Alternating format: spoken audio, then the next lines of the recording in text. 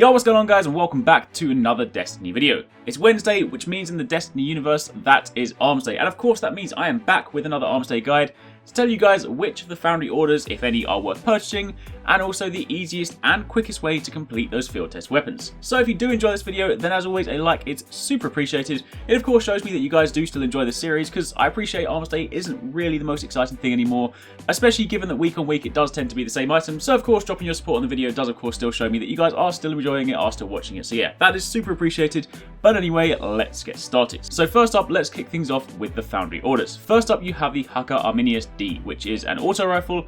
And as sad as it is, you can basically paint all auto rifles these days with the same brush. This is a super high rate of fire, super low impact auto rifle with a relatively decent magazine, pretty high aim assist value, and on the stability side of things, it's just a little bit below the middle region. Again, not especially exciting. I appreciate auto rifles are still more viable than they used to be, but they still aren't top tier. So in that respect, there's not really a situation where I would say you absolutely have to buy this. Of course, if you're a collector and you want to pick it up, that is of course down to you, but generally speaking, this is an alright gun, but there's nothing really worth writing home about it.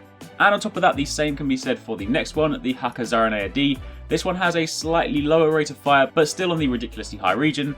It does, however, have slightly more impact than the previous one, a lower aim assist value, but of course much more stability. But either way, again, while it is a nice sounding gun, it feels quite nice, it's still not particularly impressive, so again, I would suggest glossing over this. The third one on the other hand, of course this has been around quite a few times, but I do recommend it every time I see it. The Suros DIS-43 Scout Rifle. This is a genuinely good scout rifle, and if you do like using scout rifles, this is a really good weapon worth picking up. You can get some good rolls on this. Of course, if you do want to check out the perks, you can find the links to all the weapons in the description box down below. But out of the lot today, this is the one if you are looking for something to pick up. Moving over to the fourth weapon, the Omolon Thasan FR4. This is of course a fusion rifle. It has really high impact, great stability, a really fast reload rate, and on the aim assist side of things, it is relatively high.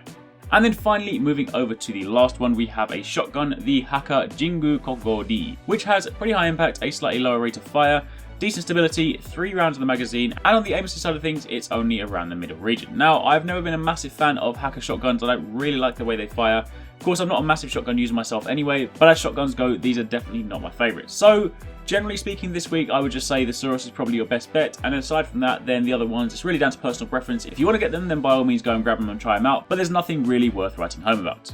Now moving over to your field test weapons. All of them can be completed in PvE activities today, and you can do them in 2 main locations. We're going to start off again on the Patrol on Earth, because once again we have the Omolon Test RR1 Sniper Rifle, which requires that you kill fallen captains. So of course we know now the best place to kill fallen captains is to go down through the moth yards, up to the satellite dish as if you're going towards Skywatch, and you stand at the back ledge here. You then kill the captain, you kill the 2 ads, and if you're standing far enough back, then they will simply respawn. Of course, it is a little bit annoying. I think people are starting to catch on now, so there are sometimes other people here, as you can see in this situation, and that does of course mean only one person can get the kill shot. So you're either going to piss some people off, or you're going to get pissed off yourself because they're stealing your kills. If that does happen, then you just go back to orbit and try and fly back in and find another bubble, but either way, this is the best place to kill captains. Then the next one, the Test A auto rifle, requires that you get Cabal kills. And of course for this one I recommend going over to a patrol on Mars. There are loads of Cabal as soon as you spawn in and pretty much all over the map, so just go around, kill them, and that will complete that field test. The last 3 don't require any specific enemy kills, they simply require either double kills or precision kills, so for those ones you might as well polish them off while you're on Mars. The Test A pulse rifle requires precision kills. The Test A hand cannon requires double kills, and again this one is a little bit weak, so you generally need to kind of pre-damage the enemy so that way you can kind of snag the double kill in quick succession. And then finally, the Suros TSA-10 auto rifle again requires precision kills. So generally pretty simple this week. And that's it. That is everything you need to know about Armsday. Those are your field test weapons, those are your Foundry Orders, and that is what you need to know. Again, links for all 5 Foundry Orders can be found in the description box down below if you want to check out their detailed perks. But aside from that, thank you very much for watching. Take it easy, catch you next time, peace out.